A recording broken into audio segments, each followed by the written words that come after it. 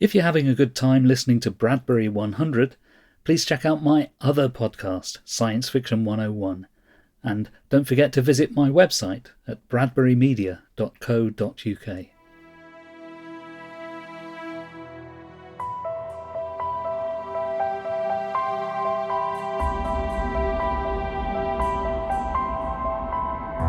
This is Bradbury 100, celebrating the life and works of American writer Ray Bradbury.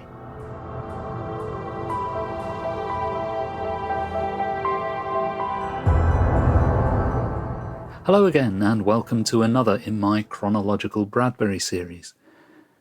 We've already heard about the first half of 1943, in which Ray Bradbury published 3 of his all-time classic short stories, The Crowd, The Wind and The Scythe, along with a number of less well-remembered tales.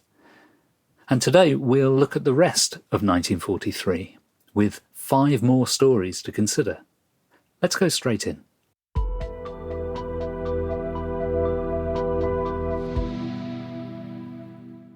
So the first story for today is Doodad, which was published in Astounding Science Fiction in September.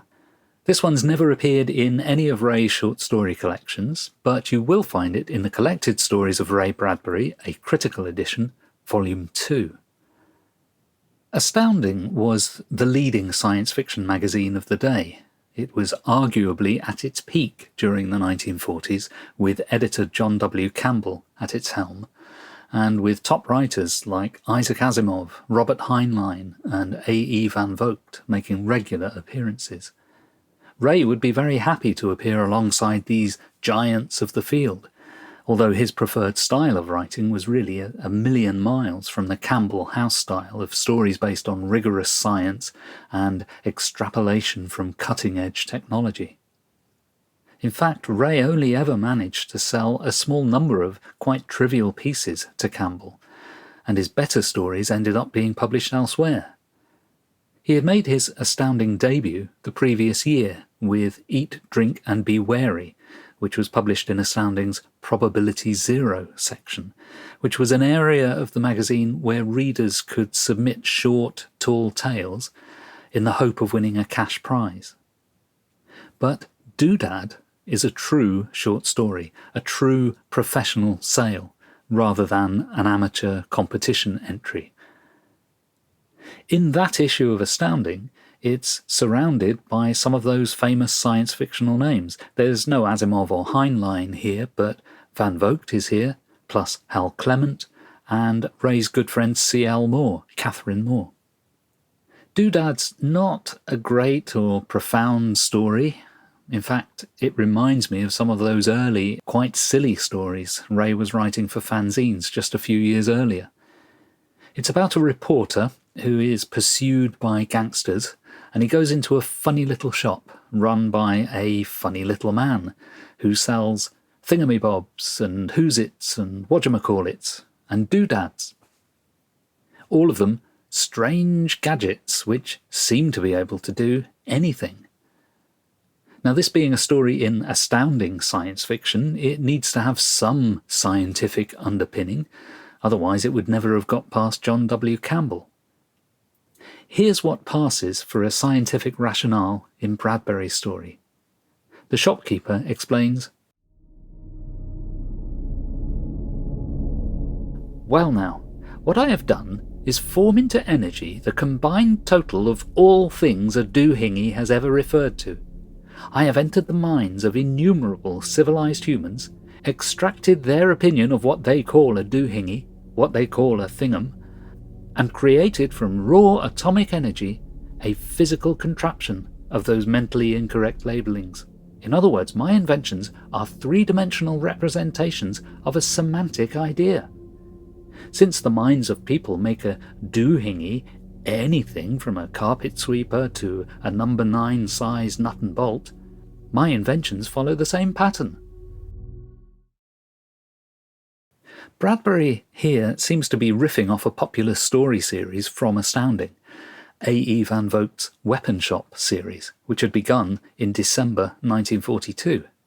The first of those stories was also about a reporter who happens into a shop which magically appears and which sells strange and exotic weapons.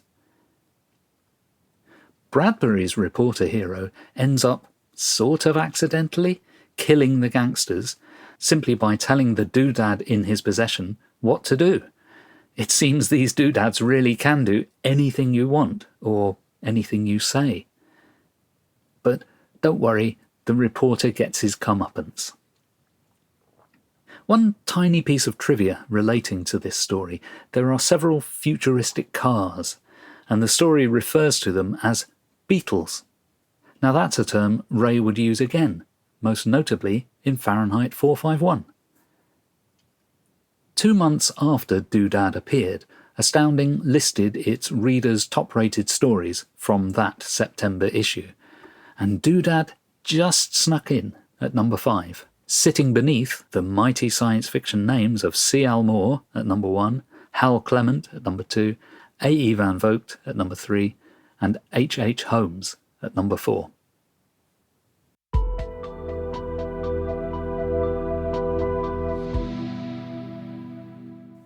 Next is And Watch the Fountains, which appeared in Astounding Science Fiction in September 1943. Yes, the exact same issue that Doodad appeared in. So Ray's in there twice. And once again, with And Watch the Fountains, we have really a very slight piece of fiction, which Ray never bothered to collect in any of his main collections, and in fact it's never even been anthologized anywhere else. The only book you'll find it in is The Collected Stories, a Critical Edition, Volume 2. To be fair though, this is just one of Ray's competition entries, published in Astounding's Probability Zero column. It's a curious little piece about a pair of rival scientists, the younger one, Morgan, and the older one, Thompson. Young Morgan invents a time machine, and he uses it to go into the future and to kill the older Thompson, stabbing him 5 times. Now, in his final breaths, Thompson announces that he too has invented a time machine, and he will use it to do the very same thing to Morgan. And in particular, he's going to turn up unannounced at some unspecified point in Morgan's life.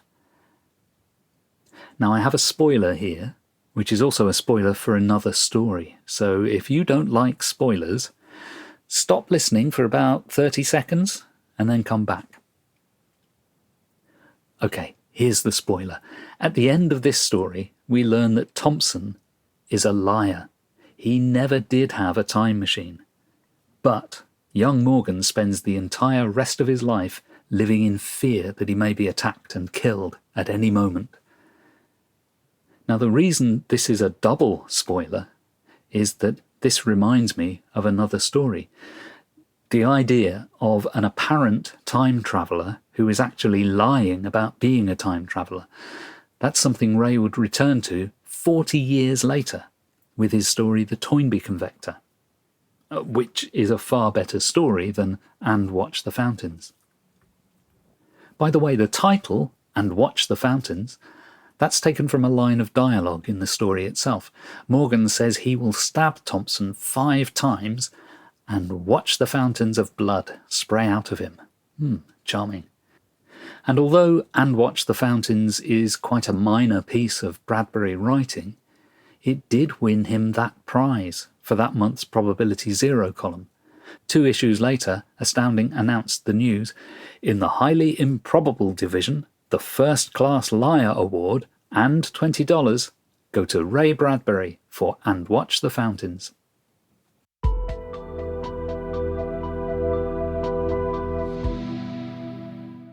The next story is Promotion to Satellite, which appeared in Thrilling Wonder Stories in fall 1943. This is another story which hasn't turned up in any of Ray's main collections. It's only to be found in Collected Stories, Critical Edition, Volume 1. It's about an Italian-American, Pietro Dionetti, and his friends and his family, and he's some sort of manual labourer involved in building rockets. Despite his lack of higher education, he sees that there's more to the world than this mundane life, and he manages to get a job on the rocket, on what is evidently some kind of military mission to Mars or the moon, or, well, the story isn't very specific. But there's a radium leak, and the captain of the rocket asks for a volunteer to fix it, but with the warning that whoever takes the job is doomed to die. Pietro volunteers. He takes the radium container and he takes 3 steps out of the ship, the last one being a very big step out into space, where he will orbit forever. The story's a bit clunky, and you can tell that Ray isn't really interested in how these rockets work. This is his description of how they assemble one.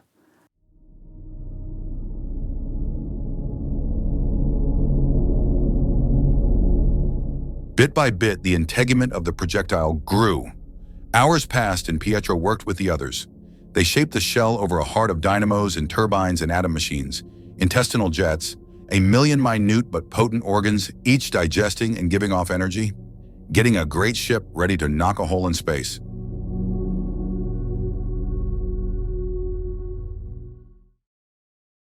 But we do get a hint of the Bradbury yet to come.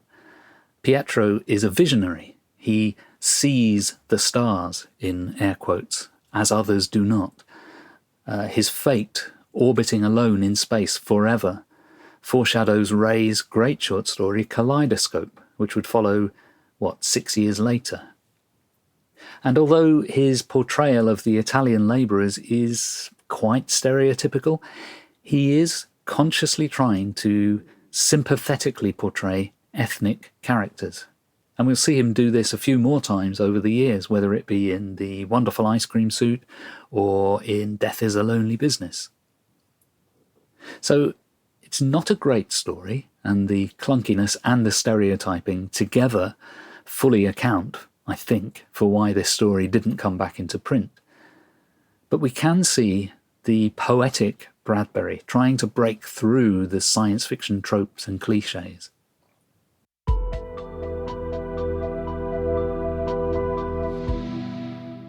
Next we have The Ducker, which was in Weird Tales in November 1943. This is another story which hasn't appeared in any of Ray's short story collections, although it has been anthologised by other editors. And you'll find it in Collected Stories, a Critical Edition, Volume 2. Now, The Ducker is a rarity in that it's a story about the Second World War. For the most part, Ray's fiction ignored war, except for the occasional grim philosophical reflection upon it in metaphorical stories like The Scythe or fables like A Piece of Wood, which would come years later. But this one takes us right there, with a character with the unlikely name of Johnny Quire, spelt Choir. Johnny is 19, a young man, recently drafted, but being a 19-year-old, barely out of childhood, really, and he vividly remembers playing war games as a kid just a few years earlier. Sometimes they'd have carven hunks of wood with clothespins from the wash line for triggers, rubber bands snapped and flicked through the summer air for ammunition. Sometimes they'd have cap guns exploding pointedly at one another. And most of the time, when they couldn't afford powder caps, they just pointed their dime revolvers at one another and shouted, "Bang, you're dead." Now, Johnny knows that those childish games weren't real, with his friends denying that they'd been shot and with him claiming that he had ducked a bullet. And yet, when facing enemy fire for real in North Africa, he finds that he is invincible. Bullets fly right past him. He has an uncanny knack of not getting hit, just like in those childhood war games. His friend Eddie can't really believe that Johnny truly has the ability to duck bullets, but rather than disabuse him of this notion, he allows him to carry on believing in it, while feeling in his heart of hearts that he, Eddie, will not survive enemy fire. Johnny is an odd character, simultaneously a child and a man, not a coward and not quite a hero, but holding an innocence view of the world which protects him. Eddie knows that Johnny's ability and view is something worth protecting. Now I've thought about this, maybe it's some political metaphor. Maybe it's about bigger countries protecting smaller ones, or smaller countries heroically holding out against an enemy against all the odds. Or maybe this story is a meditation on Ray's own position as a young man who could easily have been drafted in World War II, except for the fact that he had poor eyesight and was rejected. The Ducker is certainly a story which makes you stop and think. And it does have some poetic turns of phrase, especially where Ray writes about childhood, the small town, the skies of Illinois. It's maybe not an A1 classic Bradbury story, but it's one which I think should be better known. As with all of these stories, I'll put a link in the show notes to the original magazine appearance so that you can go and read it in full if you wish. Anyway, Ray must have liked the Johnny Quire character because he returned to him in a sequel titled Bang You're Dead, which was published about a year later in Weird Tales, and I'll discuss that one when we get to 1944.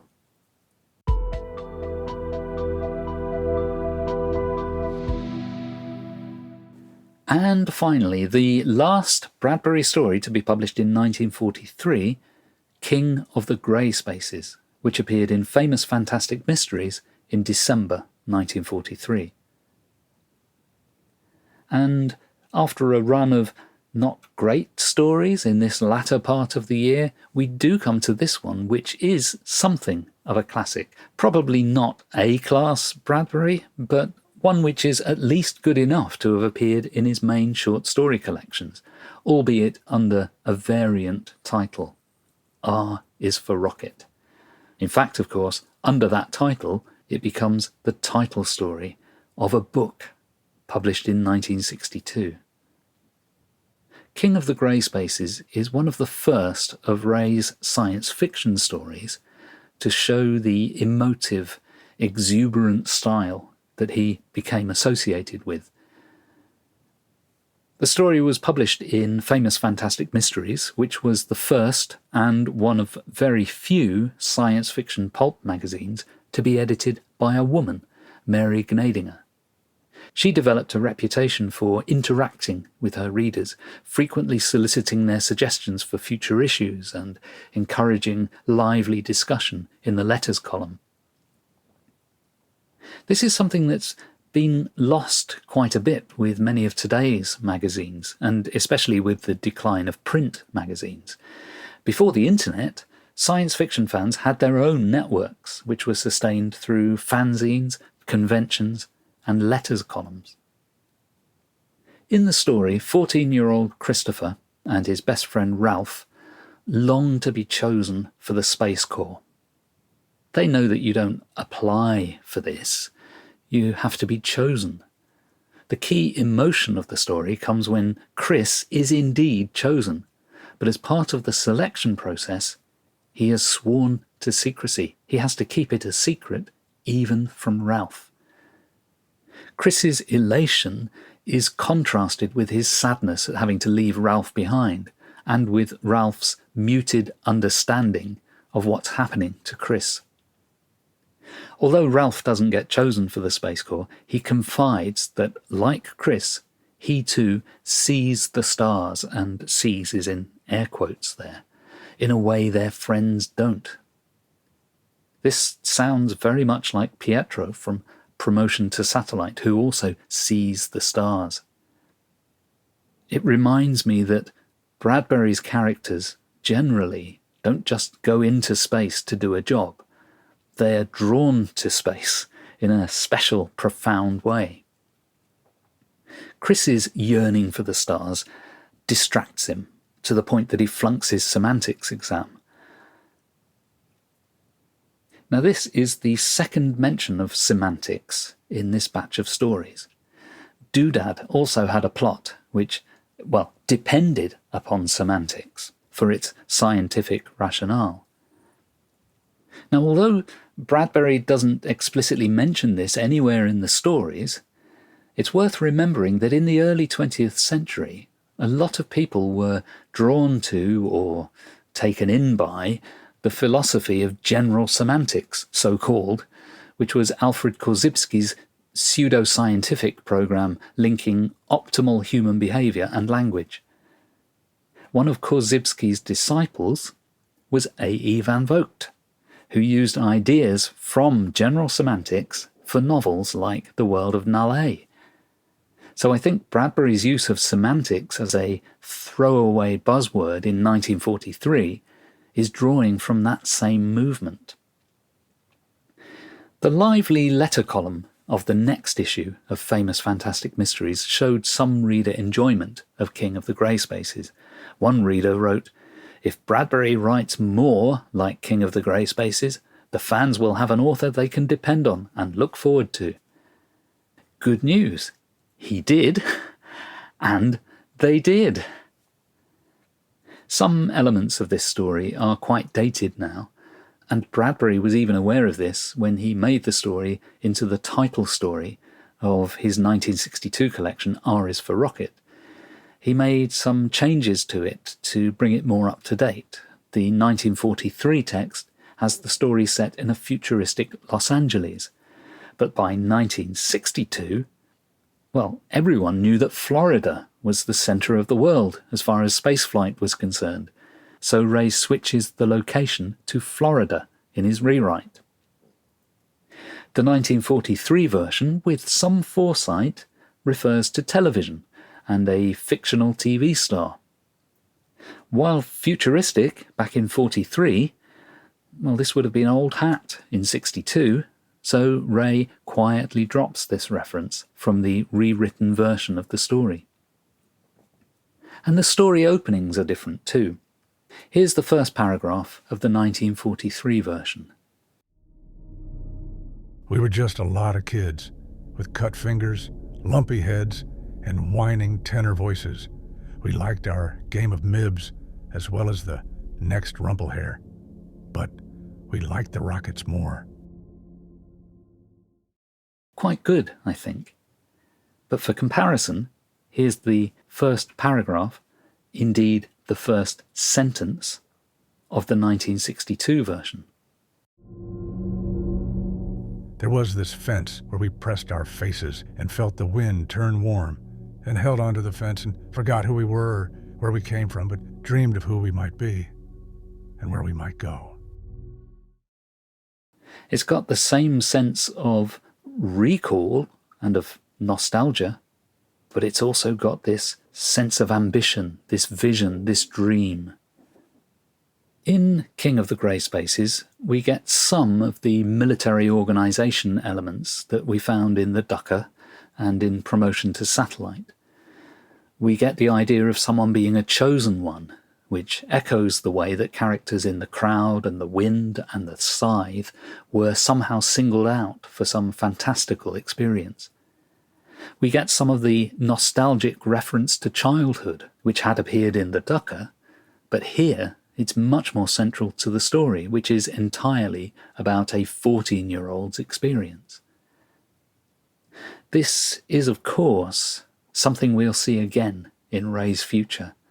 Dandelion Wine, Something Wicked This Way Comes, and so on.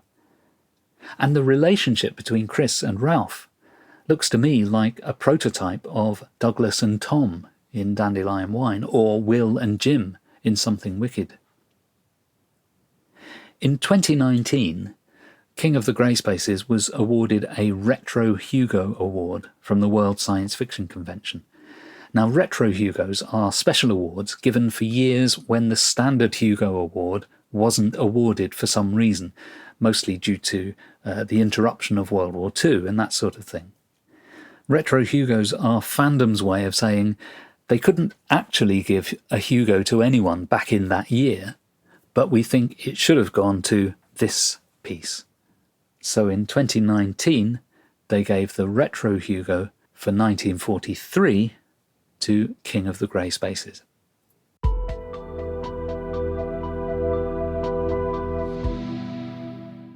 And with that story, we come to the end of 1943, a year in which Ray had 11 stories published, the most he had ever had published in any single year up to that point. In the first Chronological Bradbury for 1943, where I covered the first 6 of those stories, we found 3 absolute classics. In this episode, with the remaining 5 stories from 1943, well, I'm not convinced that we've seen any absolute classics, but we have seen a remarkable variety of genres and styles: science fiction, war, mystery, nostalgia. And we've seen indications that the older style of story, perhaps typified here by Promotion to Satellite and Doodad, which both feel like very early Bradbury, indications that that style is giving way to a more reflective, poetic kind of story. The good news is Ray's not about to slacken off or lose momentum. The following year, 1944, he has not just 11 stories published, but a colossal 19. We are heading towards peak Bradbury. I'll get to that year in a future episode of Bradbury 100. For now, thanks for listening.